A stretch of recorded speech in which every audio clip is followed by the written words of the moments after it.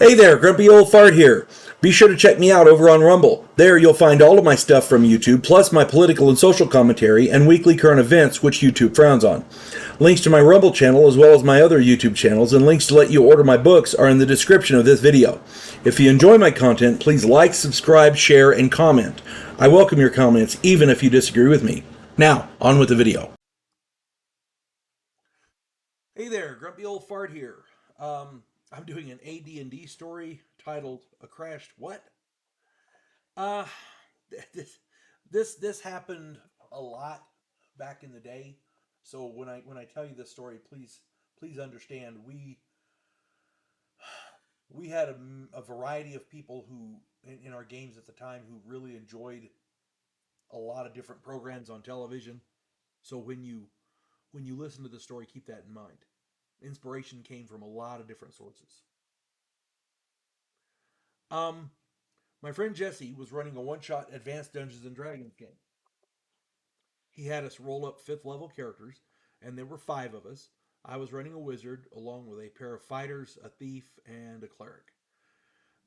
Everybody had decent characters. Everyone was playing neutral to good alignments. It was, I want to say, around 1990. Our party was on a trek through the mountains where it was said a massive fireball hit and caused a ground quake decades earlier. Apparently, this quake had destroyed some villages and like that, so people were still talking about it.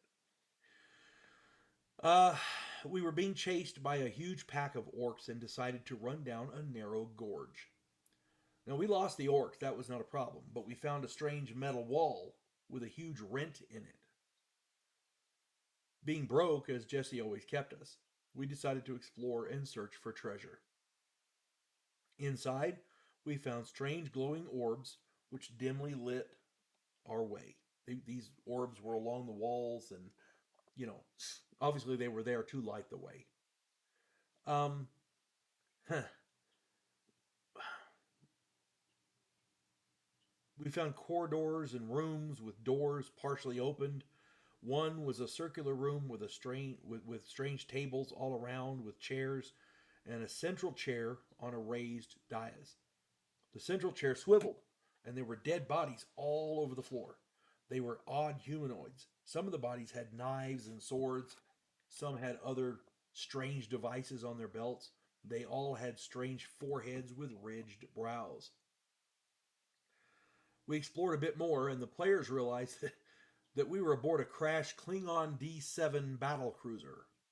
Yeah, that was fun exploring that thing because most of it was pretty dim and uh, what's the word I'm looking for? Spartan, you know. I mean, you've seen Klingon battle cruisers. There's not a lot of artwork.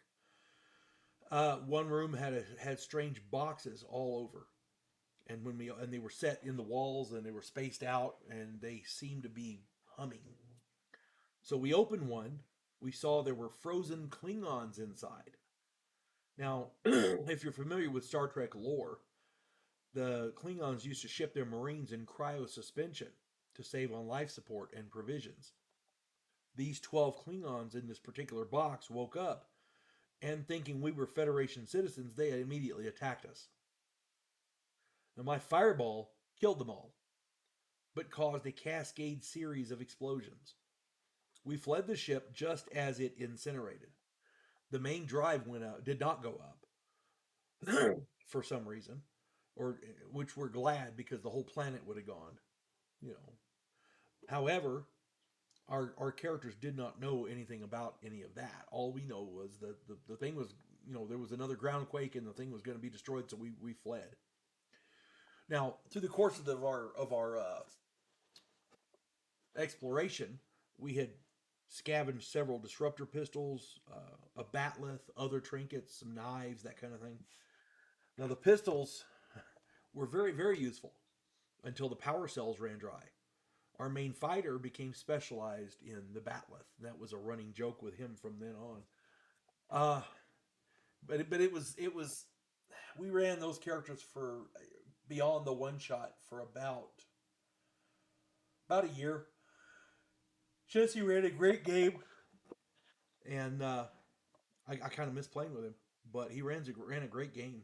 We ended that about what 92 or so, something like that. It was a very very fun game, and he always found weird things to put in there, and he introduced them gradually, so you had to figure out what you were up against. It was almost like a mystery to solve more than just fighting and gathering loot. I loved his games. His games were great. That's a hint to other dungeon masters too. A little bit of mystery goes a long way. At any rate, I hope this finds everybody well. You folks have a good one. God bless one and all. There is a house in New Orleans where the monsters all hang out. When the police detective, who happens to be a skinwalker squirrel, uncovers a plot by a paranormal perpetrator, he has to enlist the aid of his fellow housemates. If you enjoy a modern, quirky take on historical mythology, check out my new original novel, The House Off Farrago Road. Please like, share, subscribe, and comment. I welcome your comments even if you disagree with me.